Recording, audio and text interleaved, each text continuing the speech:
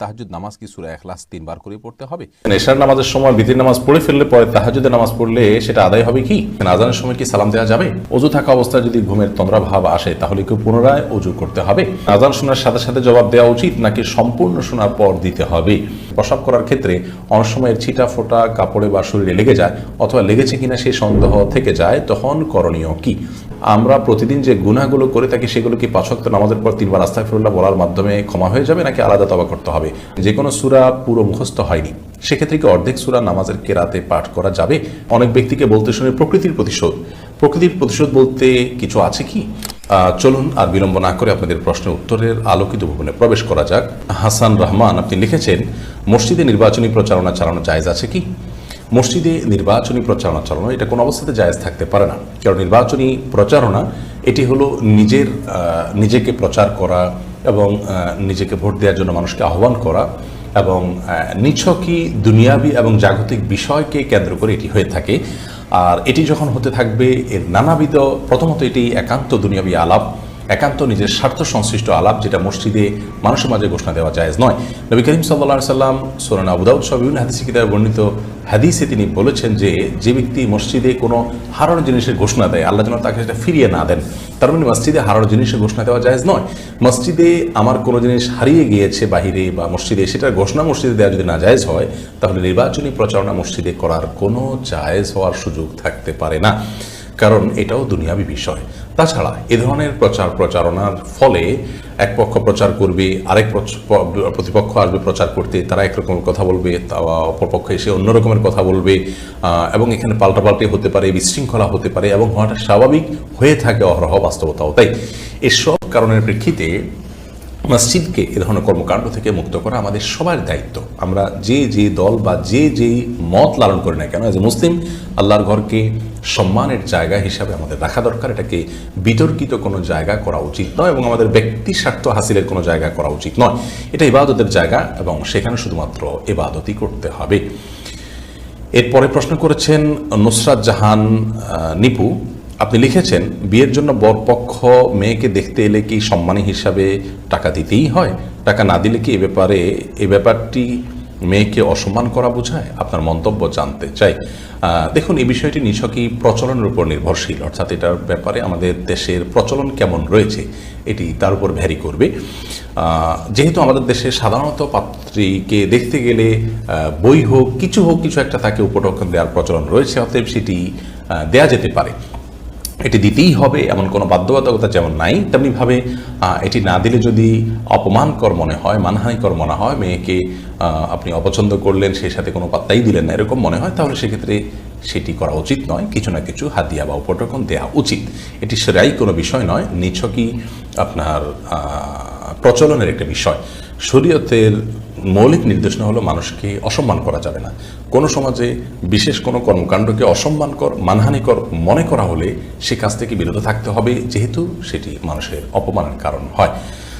তবে বিয়েতে মেয়ে দেখতে গেলে, পাত্রী দেখতে গেলে তাকে কিছু দিতে হবে, এটা শরীয়তের কোনো নির্দেশ নয়। কেউ যদি না দেন এবং অপমান করা তার উদ্দেশ্য না হয়, বা এবং তিনি না দেওয়াতে তারা মেয়ে পক্ষ অপমানিত হবে না এরকম হয়, তাহলে সেক্ষেত্রে এটা না দিলে কোনো অসুবিধা নেই। এমনি সালেহিন আজাদ লিওন আপনি লিখেছেন, আজানের সময় কি সালাম দেওয়া যাবে? এর উত্তর হলো, আজানের সময় প্রত্যেক মুসলিমের কর্তব্য হলো আজানের বাক্যগুলো শুনতে পেলে তার জবাব দেওয়া, অর্থাৎ মুয়াজ্জিন যা বলে তা বলা। কারণ সহিহ বুখারীর বর্ণনায় আসছে, ইযা সামি'তুমুন নিদা ফাকুলু মিসলা মা ইয়াকুল মুয়াজ্জিন, যখন তোমরা আজান শুনতে পাবে তখন মুয়াজ্জিন যা বলে তোমরা হুবহু তা বলবে। নারী পুরুষ সকলের জন্য আমলটি প্রযোজ্য। বিধায় মুয়াজ্জিন যখন আল্লাহু আকবার বলবে, আমরা আল্লাহু আকবার বলবো। এভাবে যা বলবে সাথে সাথে তা বলবো। শুধু হাইয়া আলাস সালাহ হাইয়া আল ফালাহ বলার সময় আমরা লা হাওলা ওয়ালা কুওয়াতা ইল্লা বিল্লাহ পড়বো। এরকম বললে মুয়াজ্জিন আজান দিয়ে যে পরিমাণ সওয়াব পাচ্ছেন, আমরা জবাব দিই ইনশাআল্লাহ বিইذنিল্লাহ তার সমপরিমাণ সওয়াব পাবো। বিভিন্ন হাদিস থেকে সেটি বোঝা যায়। এজন্য আজানের সময় সালাম দেওয়া চাইতে আজানের জবাব দেওয়াটা গুরুত্বপূর্ণ আমল। হ্যাঁ, যদি এমন হয় যে কোনো ব্যক্তিকে আপনি আজানের সময় সালাম দিয়ে ফেলেছেন, অথবা কেউ আপনাকে সালাম দিয়ে দিয়েছে, আপনি এখন জবাব দিবেন, তাহলে আজানের জবাব দিতে ফাঁকে আপনি সালামের জবাব দিয়ে ফেলতে পারেন, এতে কোনো অসুবিধা নেই। বরং এর সুযোগ তো আছে। মুয়াজ্জিন যখন আজান দিচ্ছেন, কথার কথা একটা বাক্যর জবাব আপনি দিচ্ছেন, একটা বাক্য তিনি পাঠ করছেন, এর ফাঁকে আপনি জবাব দিয়ে ফেললেন, এটি করা যেতে পারে, কোনো অসুবিধা নেই। এবং রাদ্দুল মুখতারে এই বিষয়ে ফতোয়া রয়েছে যে এটি করা যেতে পারে। তবে সবচেয়ে ভালো হয় যদি আজানের সময়টাতে আপনি নীরব থেকে আজানের জবাবটা দিয়ে তারপরে কারোর সাথে সাক্ষাৎ হলে সালাম দিলেন, তিনি জবাব দিলেন, এটা হয় সবচেয়ে ভালো। অথবা কেউ আপনাকে সালাম দিয়েছেন, আজান হয়তো শেষের দিকে আছে, আপনি আজানের জবাবটা শেষ করে তারপর তার জবাব দিলেন। যদি সেই সুযোগ থাকে তিনি অপেক্ষা করেন, তাহলে সেটি করা যেতে পারে। আর যদি মনে হয় যে না, রানিংয়ে আছেন দুইজন, চলে যাবেন এবং একজনের সালাম দিয়েছে তার জবাব দেওয়া বাদ থেকে যাবে, তাহলে আজানের জবাব দিতে হবে, কারণ আজানের জবাব দেওয়াটা ওয়াজিব। বিদায় খোলাসা কথা হলো, আজান চলাকালীন সময় উভয় পক্ষের, অর্থাৎ সালাম দিবেন নিবেন উভয় পক্ষের উচিত হলো আজানের জবাবে মনোনিবেশ করা, সালামটা পরে দেওয়া। যদি কেউ সালাম দিয়ে দেন এবং তিনি চলে যাবেন, থাকবেন না, তাহলে তাকে ফাঁক দিয়ে জবাব দিয়ে ফেলতে হবে। আর যদি তিনি থাকবেন বা দুজন কাছাকাছি একই জায়গায় আছেন, তাহলে সেক্ষেত্রে জবাবটা শেষ করে সালামের আদান প্রদান তারা করবেন। এরপরে টিটু পপি আপনি লিখেছেন, আজান শোনার সাথে সাথে জবাব দেওয়া উচিত নাকি সম্পূর্ণ শোনার পর দিতে হবে? এর উত্তর হলো যে আজানের বাক্যগুলো শোনার পরপর আমরা দিয়ে যাব, মুয়াজ্জিন বলার পরেই আমরা দিব, কিন্তু সম্পূর্ণ আজান মুয়াজ্জিন শেষ করবে, তারপর আমি একটা একটা করে বলবো। ব্যাপারটা এরকম নয়। মুয়াজ্জিন যখন আল্লাহু আকবার বলবে তখন আমরা আল্লাহু আকবার বলবো, মুয়াজ্জিন যখন আশহাদু আল্লা ইলাহা ইল্লাল্লাহ বলবে তখন আমরা আশহাদু আল্লা ইলাহা ইল্লাল্লাহ বলবো। কারণ বিষয় সহিহ মুসলিম বর্ণিত হাদিসে আমরা দেখতে পাই, নবী করিম সাল্লাল্লাহু আলাইহি ওয়াসাল্লাম বলেছেন, মুয়াজ্জিন যখন আল্লাহু আকবার বলবে তোমরা আল্লাহু আকবার বলবে, মুয়াজ্জিন যখন আশহাদু আল্লা ইলাহা ইল্লাল্লাহ বলবে তোমরা আশহাদু আল্লা ইলাহা ইল্লাল্লাহ বলবে, মুয়াজ্জিন যখন হাইয়া আলাস সালাহ হাইয়াল ফালাহ বলবে তখন তোমরা লা হাওলা ওয়ালা কুওয়াতা ইল্লা বিল্লাহ বলবে। এখান থেকে বোঝা যায় হাদিস থেকে যে বাক্যগুলো মুয়াজ্জিন বলার পর আমরা বলবো। সবগুলো বাক্য বলে শেষ করেছে আজানের, তারপরে আমরা জবাব দিব বা আমরাও হুবহু বলবো, ব্যাপারটি সেরকম নয়। এরপর পাবেল আলম আপনি আইডি থেকে লিখেছেন, আমি গর্ভবতী, আমার স্বামী নামাজ পড়তে চায় না, এটার কোনো প্রভাব কি আমার সন্তানের উপরে পড়বে? আপনার সন্তানের উপর আপনার স্বামীর বেনামাজি হওয়ার কারণে কোনো প্রভাব পড়বে বলে কোরআন হাদিসের আলোকে আমাদের মনে হয় না। কারণ হলো আল্লাহ রাব্বুল আলামিন একজনের দায়ে এর বোঝা, একজনের পাপের বোঝা অন্যজনের উপর চাপান না। তবে অবশ্যই মা বাবার দিনদারি, তাদের তাকওয়া তাহারাত, বিশেষ করে মায়ের ব্যক্তিগত তাকওয়া চর্চা সন্তান গর্ভে থাকাকালীন সময়, এটার ইতিবাচক প্রভাব সন্তানের উপর পড়ে। কিন্তু তাই বলে জন্মদাতা বাপ তিনি খারাপ কাজ করলেও তার প্রভাব গিয়ে সন্তানের উপর পড়বে এমন নয়। তবে তাকেও যদি সুপথে আনা যায় এবং সালাতের অভ্যস্ত করা যায়, সন্দেহাতীতভাবে একটি তাকওয়ার পরিবেশে আল্লাহর কাছে দোয়া করবেন, তিনি ভালো কিছু চাইবেন, আল্লাহ নেক বান্দা হবেন, সেই হিসেবে আল্লাহ তাআলা তাদের জন্য ভালো কিছু দিবেন, সে আশা করা যায়, সেটি আরেকটি বিষয়। কিন্তু বাবার বেনামাজি হওয়ার কারণে সন্তানের মধ্যে তার প্রভাব পড়বে, সন্তানও বেনামাজি হবে, এমনটি আবশ্যক নয়। কত খারাপ মানুষের ঘরে আল্লাহ তাআলা কত নেক মানুষ দিয়েছেন। আব্দুর রহমান সিয়াম আপনি লিখেছেন, আমি শুনেছি মেয়েদের হায়েজ নিফাস হওয়ার পর তাদের বিয়ে না হওয়া পর্যন্ত প্রত্যেক হায়েজ নিফাসের সময় বাবার গুনাহ হয়, এটা কি সত্য? না, এটা সম্পূর্ণ ভিত্তিহীন কথা। মেয়েদের মাসিক হওয়ার পর, অর্থাৎ তারা প্রাপ্তবয়স্ক হওয়ার পর বিয়ে না দিলে যতবার মাসিক হবে ততবার তারা গুনাহগার হবেন, এরকম কোনো কথা কোন হাদিসে বর্ণিত হয়নি। তবে হ্যাঁ, বিবাহ প্রয়োজন ছাড়া এবং একান্ত যৌক্তিক কারণ ছাড়া বিলম্ব করা এবং অতিরিক্ত দুনিয়াদারি মানসিকতা থেকে বিবাহকে বিলম্ব করা, এটি শরীয়তের দৃষ্টিকোণ থেকে নাজায়েজ কাজ, অনুচিত কাজ। পিতামাতা, বাবা মা তাদের এই কাজটি করা অনুচিত, সেটি সম্পূর্ণ ভিন্ন বিষয়। কিন্তু তাই বলে তারা গুনাহগার হয়ে যাবেন এরকম কোনো কথা কোনো হাদিসে আসেনি। এরপরে জাহারা জান্নাত আপনি লিখেছেন, কুফরি ও শিরকি কাজে লিপ্তদের সাথে বন্ধুত্বপূর্ণ সম্পর্ক রাখা যাবে কি? যারা কুফরি এবং শিরকি কাজে লিপ্ত এবং সরাসরি এই কাজগুলো তারা করছেন জেনে বুঝে, তাদের সাথে বন্ধুত্বপূর্ণ সম্পর্ক রাখলে যদি নিজেও তার দ্বারা প্রভাবিত হওয়ার আশঙ্কা থাকে, তাহলে অবশ্যই তাদের সাথে বন্ধুত্বপূর্ণ সম্পর্ক রাখা যাবে না, নিজেকে বাঁচাবার প্রয়োজনে। আল্লাহ রাব্বুল আলামিন বলেছেন, আল-মারউ মা'a দীনি খালিলি, মানুষ তার বন্ধুর দিন এবং আদর্শ এটার অনুসরণ করে, তার অনুগামী হয়। অতএব ফালিয়ানজুর আহাদুকুম মা ইউখাল, তোমাদের কে কার সাথে বন্ধুতা করছে তোমরা সেটি খেয়াল করো। এই জন্য শিরকে কুফরিতে লিপ্ত ব্যক্তিকে বন্ধু বানানো উচিত নয়। তবে হ্যাঁ, যদি তার সাথে বন্ধুতাপূর্ণ সম্পর্ক থাকলে তাকে নাসিহা করা যায়, দাওয়াত দেওয়া যায় এবং নিজে তার প্রভাব দ্বারা প্রভাবিত হওয়ার আশঙ্কা না থাকে, তাহলে সেক্ষেত্রে বন্ধুত্বপূর্ণ সম্পর্ক রাখা যেতে পারে, সেটি দাওয়াতের উদ্দেশ্যে। অন্যথায় ওয়ালা এবং বারার দাবি হলো এ ধরনের মানুষকে বন্ধু হিসাবে গ্রহণ না করা। সাদিয়া সরকার আপনি লিখেছেন, লম্বা হওয়ার কোনো দোয়া আছে কি? খাটো হওয়ার কারণে আমার বিয়ে বিলম্বিত হচ্ছে। আল্লাহ তাআলা সহজ করুন আপনার বিয়ের বিষয়টি, বোন আমরা দোয়া করি। আর আপনাকে বলছি যে লম্বা হওয়ার জন্য সুনির্দিষ্ট কোনো দোয়া কোন হাদিসে বর্ণিত হয়েছে বলে আমাদের জানা নেই। তবে আপনি সাধারণভাবে আল্লাহর কাছে দোয়া করতে পারেন যেন আল্লাহ তাআলা আপনার বিয়েকে ত্বরান্বিত করেন এবং সহজ করেন। আর মনে রাখবেন যে লম্বা হওয়ার দোয়া করলেই যে আপনার বিয়ে হয়ে যাবে ব্যাপারটি সেরকম নয়। দোয়ার ক্ষেত্রে আমাদেরকে বিচক্ষণতার পরিচয় দিতে হবে, শরীয়ত আমাদেরকে সে নির্দেশই করেছে। অনেকে আল্লাহর কাছে চান যে আল্লাহ আমার এত টাকা যেন হয়, তো এত টাকা হলেই যে আপনি সুখী হবেন ব্যাপারটি তো সেরকম না। এত টাকা হলো, তার চেয়ে বেশি টাকা খরচের ব্যবস্থা হয়ে গেল, তাই লাভ কি? একজন আল্লাহর কাছে দোয়া করেছেন, আল্লাহ আমার যেন এমন জীবন আসে যে আমার 2 হাত ভর্তি টাকা থাকে এবং আমার আশেপাশে শুধু মেয়ে আর মেয়ে থাকে। তো সেই ভদ্রলোক দেখা গেল যে কোনো একটা কলেজের আপনার বাসের হেল্পারে চাকরি পেয়েছে, 2 হাত ভর্তি টাকা থাকে, সেটা মানুষের আশেপাশে মেয়েরা আছে, মেয়েরা কলেজের ছাত্রী। তো এই ধরনের দোয়া অহেতুক দোয়া, এ ধরনের দোয়া কোনো যৌক্তিক দোয়া নয়। আপনি দোয়া করবেন আল্লাহ আমাকে সুখ শান্তি দেন, আমাকে ভালো জীবন সঙ্গিনী দেন, আল্লাহ তাআলা তার জন্য যা দরকার সেটি ব্যবস্থা করবেন, আপনার দোয়া যদি শর্ত পূরণ করে করতে পারেন। অতএব লম্বা হলেই যে আপনার বিয়ে হয়ে যাবে ব্যাপারটা সেরকম নয়। অতএব লম্বা হওয়ার দোয়া না করে আপনার আল্লাহর কাছে দোয়া করবেন যাতে আপনার সমস্যার সমাধান হয়। আপনি যে অবস্থা আছেন সেই অবস্থা থেকেও তো আল্লাহ তাআলা আপনার বিয়ের ব্যবস্থা করতে পারেন। এছাড়া এমনিতে একজন মানুষের সাধারণ যে আপনার দৈর্ঘ্য থাকে বা লম্বা থাকেন, তিনি তার থেকে লম্বা হওয়ার জন্য ব্যায়ামের কথা অনেকে বলা হয়ে থাকে। সেগুলো সংশ্লিষ্টদের সাথে আলাপ আলোচনা করে সেগুলো যৌক্তিক হলে সেগুলো থেকে আপনি উপকৃত হতে পারেন, সেটা সম্পূর্ণ আরেকটি বিষয়। এরপরে চন্দ্র খন্দকার আপনি লিখেছেন, কত বছর বয়সে নামাজ ফরজ হয়? প্রাপ্তবয়স্ক হলে তখন নামাজ ফরজ হয়, মেয়েরা যখন মাসিক হয় তখন থেকে, ছেলেরা যখন স্বপ্নতে শুরু হয় তখন থেকে দাড়ি ইত্যাদি গজালে সেটাকেও আপনার প্রাপ্তবয়স্ক হওয়ার আলাদা হিসেবে ধরা হয়েছে। আর যদি এটি না হয় তাহলে সেক্ষেত্রে এটার একটা বয়সের সীমানা ধার্য করা হয়েছে, সেটা হলো বেশিরভাগ ওলামাদের বর্ণনা অনুযায়ী, মত অনুযায়ী ছেলেদের জন্য 15 বছর। আলী মাজেদ আপনি লিখেছেন, সুইসাইড করে মারা গেলে কি কখনো জান্নাতে যাবে না? সুইসাইড করে মারা গেলে কখনো জান্নাতে যাবে না এমন কোনো কথা নেই, তবে সেটি গুনাহের কথা, কবিরা গুনার কথা, পাপের কথা, এই জন্য আল্লাহর কাছে পাপিষ্ট হতে হবে। কিন্তু এরপরেও জান্নাতে যাওয়ার অপশন খোলা থাকে, যদি আল্লাহ তাআলা চান মাফ করতে পারেন। নাজমুস সুলতান আপনি লিখেছেন, ফোনে কোরআনের অ্যাপ আছে, অনেক সময় ফোনে পা লেগে যায়, এতে কি গুনাহ হবে? না, এতে গুনাহ হবে না, কারণ আমাদের ভেতরে তো কোরআন আছে, অ্যাপে যেরকম সফট কপি আছে, আমাদের বক্ষেও তো সফট কপি আছে, তো আমাদের কারো গায়ে লাগলে কি গুনাহ হয়? গুনাহ হয় না, অতএব এখানে গুনাহ হবে না। মোহাম্মদ সজিব হাওলাদার আপনি লিখেছেন, সিগারেট খেলে নামাজ হবে কি? সিগারেট খেলে তার সাথে নামাজের আসলে কোনো সম্পর্ক নেই, বরং সিগারেট বা ধূমপান করা এটা সম্পূর্ণ গুনাহের কথা। আল্লাহ বলেছেন, লা তুলকু বিআইদিকুম ইলা তাহলুকা, তোমরা নিজেদেরকে ধ্বংসের দিকে ঠেলে দিও না। বিধায় এমন কোনো কাজ করা জায়েজ নয় যে কাজ করলে আমরা ক্ষতির মুখে পড়বো। ধূমপান স্বাস্থ্যের জন্য ক্ষতিকর হওয়ার কারণে করা জায়েজ নয়, আর আরও অনেক কারণে এটি নিষিদ্ধ। ইসলামের দৃষ্টিকোণ থেকে এটি গুনাহের কথা ধূমপান করা, কিন্তু ধূমপান করলে তার সালাত হবে না ব্যাপারটা এমন না। ধূমপান করে যখন সে মসজিদে যাবে মুখ পরিষ্কার করে যাবে যাতে কোনো গন্ধ না থাকে, সেটি আরেকটি নির্দেশনা পৃথক।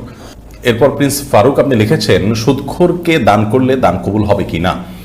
দান আপনি যে কোনো ব্যক্তিকেই করতে পারেন। আল্লাহ রাব্বুল আলামিন যখন কোনো দান আপনি করবেন, সেটা ইখলাসের সাথে যদি করেন, হালাল উপার্জন থেকে করবেন, তখন আল্লাহ তাআলা সেটা কবুল করবেন। সেটা কোনো খারাপ মানুষের জন্য করলেও হতে পারে, অমুসলিমকে দান করলেও সেটা কবুল হতে পারে। বিধায় সুদখোর হলে তাকে দান করলে কবুল হবে না, এরকম না। বিশেষ করে সুদখোরকে যদি দান করে সুদ থেকে মুক্ত করার চেষ্টা করেন, সেটা তো আরও বেশি সওয়াবের কাজ হবে ইনশাআল্লাহ বিইذনিল্লাহ। উম্মে হাবিব আপনি লিখেছেন, হাজব্যান্ড সিগারেট খায়, এটা আমি অপছন্দ করি, আমি কি করতে পারি? আপনি তাকে বোঝাবেন, কাউন্সেলিং করবেন, নাসিহা করবেন, বায়না ধরবেন, ভালোবাসার যে দাবি, সে দাবি থেকে তাকে বিরত রাখার চেষ্টা করবেন। এরপরও যদি তিনি বিরত না থাকেন, তিনি গুনাহগার হবেন। আপনি যদি সবর করেন, আল্লাহর কাছে আপনি তার জন্য আজর পেতে পারেন, অর্থাৎ আপনি বিচ্ছেদ না আছে যদি সবর করেন, থাকতে পারেন আপনি। আর আপনি যদি চান যে না, তার সাথে আমি বসবাস করার সুযোগ নেই, আমার কষ্ট হয়, তাহলে আপনি বিচ্ছেদ চাইতে পারেন, সেটা হবে আপনার জন্য জায়েজ নিছক, যদি আপনার জন্য বসবাস করা অসম্ভব এবং সে যদি নাছোড় বান্ধা হয়। এটা অনেক পরের স্টেপ এবং সর্বশেষ স্টেপ, কিন্তু মৌলিকভাবে এর জন্য আপনাকে দায়ী হতে হবে না, গুনাহগার হতে হবে না।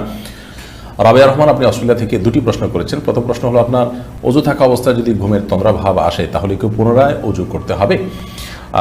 অজু থাকা অবস্থায় যদি ঘুমের তন্দ্রা ভাব আসে আর আপনি কোনো কিছুর সাথে হেলান দেওয়া অবস্থায় না থাকেন কিংবা চিত হয়ে শুয়ে না থাকেন, তাহলে সেক্ষেত্রে আপনার অজু ভাঙবে না। বসে বসে যদি আপনি ঝিমান এবং সেই ঝিমুনির ফলে যদি আপনি এদিক সেদিকে হালকা ঢলেও যান, তাতেও আপনার অজু ভঙ্গ হবে না। তবে হ্যাঁ, ঝুমোতে যদি আপনি পড়ে যান তাহলে অজু ভঙ্গ হয়ে যাবে, অথবা হেলান দিয়ে যদি ঝিমিয়ে পড়েন তাহলে অজু ভঙ্গ হয়ে যাবে। আর যদি চিত হয়ে শুয়ে আপনি আপনার ঝিমিয়ে পড়েন, তাতে অজু ভঙ্গ হয়ে যাবে। অন্যথায় বসে বসে ঝিমালে অজু ভঙ্গ হবে না।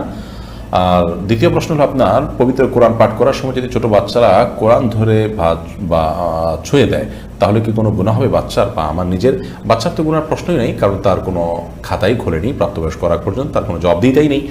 আর আপনারও গুনাহ হবে না, কারণ হলো বাচ্চার জন্য কোরআন ওযু সহকারে স্পর্শ করার এই নির্দেশ তার জন্য প্রযোজ্য নয়, এটি প্রাপ্তবয়স্কের জন্য। আল্লাহ সমস্ত নির্দেশ প্রাপ্তবয়স্কের জন্য প্রযোজ্য, তার জন্য প্রযোজ্য নয়। তারপরেও কোরআনের অপমান হতে পারে, ছিঁড়ে ফেলতে পারে, সে এরকম হতে পারে, পানি ঢেলে দিতে পারে, এরকম যদি হয় তাহলে সেক্ষেত্রে তার নাগাল থেকে কোরআনকে আপনি দূরে রাখবেন। এমনিতে সে কোরআন ধরলে যে আপনি গুনাহগার হয়ে যাবেন, সেটি সেরকম নয়।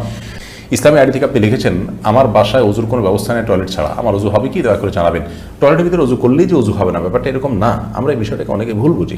টয়লেটে অজু করলে বিসমিল্লাহ বলতে পারবেন না, মনে মনে বলবেন, বাস এটুকু। আর যেহেতু বিসমিল্লাহ বলতে পারবেন না, তাহলে অজুটাতে সুন্নাতের খেলাফ থাকছে, এই জন্য বাইরের থেকেই অন্তত বিসমিল্লাহ বলে হাত মুখ ধুয়ে তারপরে টয়লেটে গিয়ে পাউটা ধুলেন, সেটা করা উত্তম।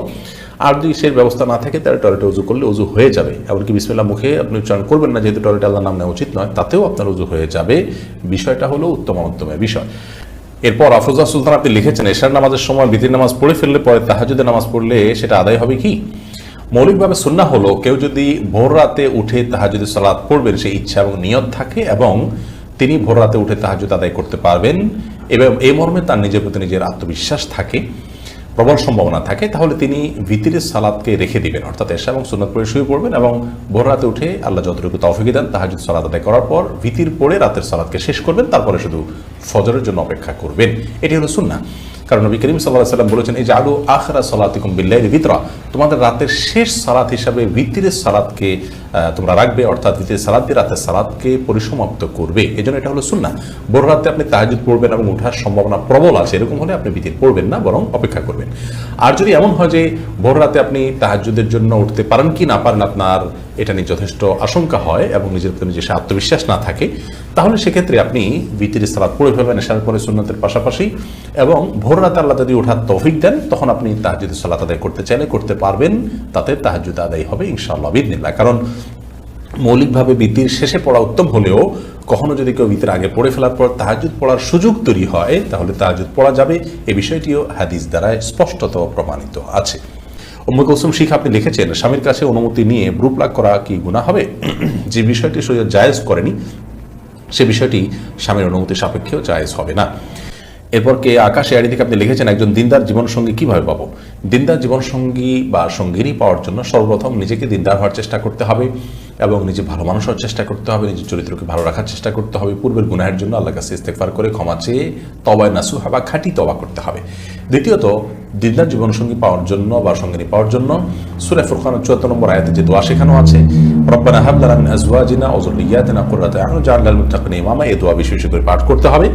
সেই সাথে দিনদার জীবনসঙ্গী সঙ্গিনী পাওয়ার জন্য দিনই সার্কেল মেনটেন করতে হবে, দিনই সমাজ, দিনই পরিবেশ, দিনই বন্ধুবান্ধব, এটা যখন মেনটেন করবেন তখন তাদের মাধ্যমে দিনদার মানুষদের সন্ধান আপনি খুঁজে পাবেন এবং তাদের মাধ্যমে আপনি ভালো মানুষ পেতে আপনার জন্য সহজ হবে ইনশাআল্লাহ বিইذনিল্লাহ।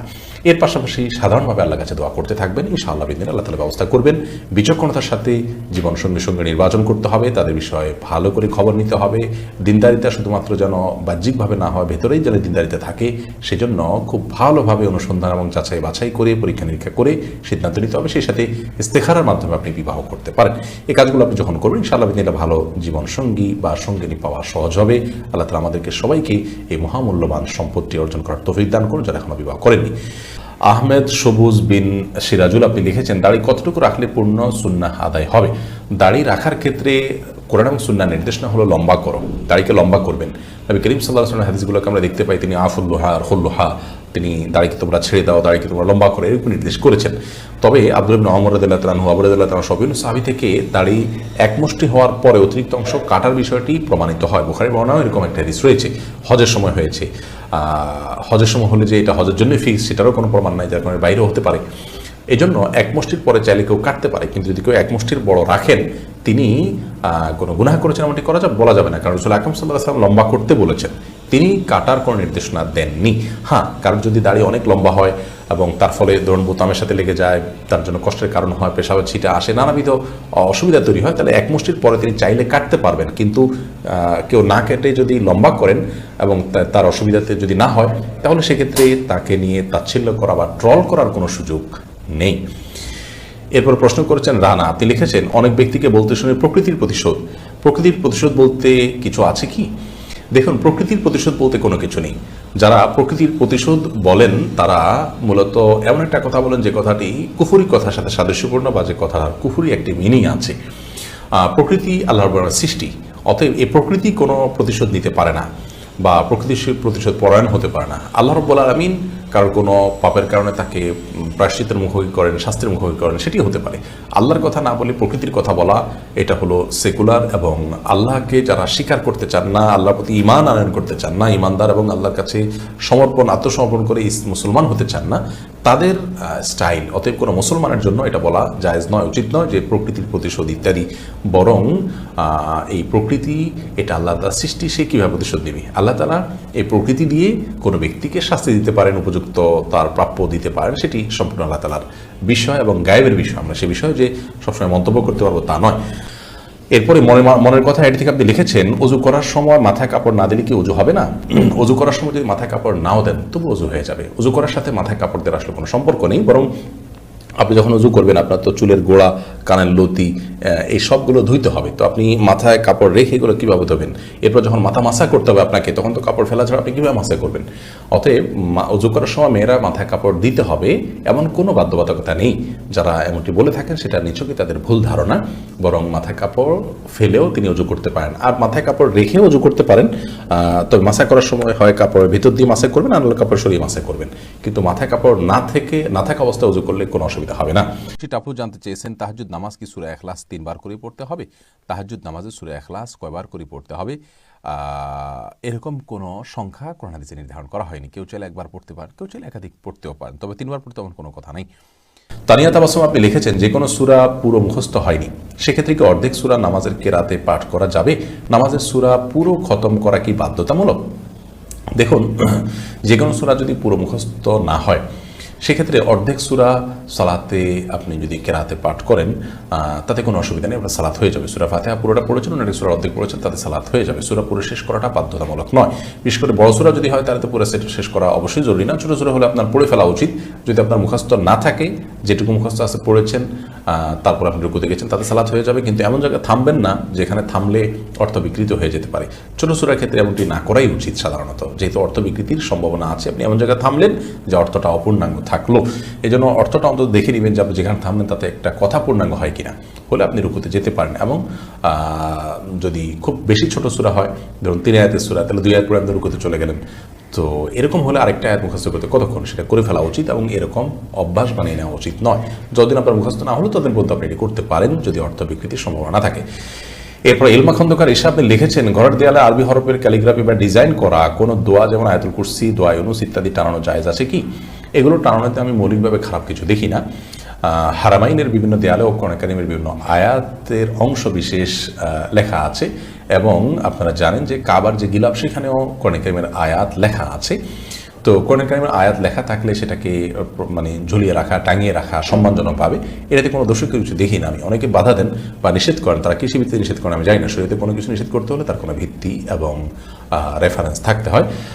কোরআন কারীমের আয়াতকে উন্মুক্তভাবে দেয়ার লেখা থাকলো, সেটা দেখে আমি পড়লাম, মনে হলো আমার সেটার কথা, এটাতে কোনো অসুবিধা নেই। তবে হ্যাঁ, কোরআন আয়াতকে নিছক শোভাবর্ধনের উদ্দেশ্যে রাখলেন, জাস্ট আপনার সৌন্দর্যের জন্য রাখছেন, সেটা নয়।